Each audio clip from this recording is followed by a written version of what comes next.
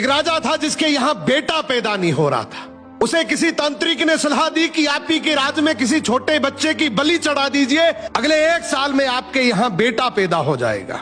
राजा ने ऐसा ही किया। अगले ही दिन ऐलान करवा दिया कि जिस घर से बच्चा दिया जाएगा उस घर को ढेर सारा धन दिया जाएगा। राजा का ये ऐलान एक गरीब परिवार ने सुना तो अपने घर के सबसे छोटे बच्चे को भेज दिया कि ये बच्चा हमारे किसी काम का नहीं, इसे रख लो। अब बलि चढ़ाने की पूरी तैयारी हो गई। राजा ने बच्चे से पूछा, कोई तुम्हारी आखिरी इच्छा? तो बच्चा बोला, मुझे बस थोड़ी सी गिल्ली मिट्टी ला कर दे दो।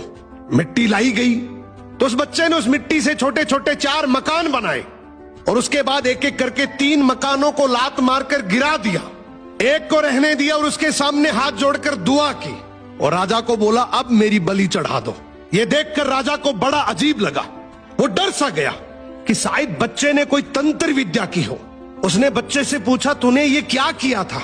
तो बच्चा बोला, पहला मकान गिराया जो मेरे माँ बाप का था, जिन्होंने सिर्फ पैसों के लिए मुझे बेच दिया। दूसरा मकान रिश्तेदारों का था, उन्होंने भी मेरे माँ बाप को ऐसा करने से रोका नहीं, तो उनका भी मकान गिरा दिया। तीसरा राजा जी आपका तो काम है लोगों की रक्षा करना, लेकिन आप भी अपने लालच के लिए रक्षक से भक्षक बन गए।